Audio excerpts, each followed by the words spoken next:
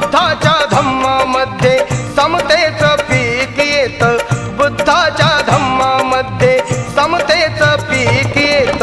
प्रज्ञाशील करुणेनं जीवनाचं सोनं होत, प्रज्ञाशील करुणेनं जीवनाचं सोनं होत.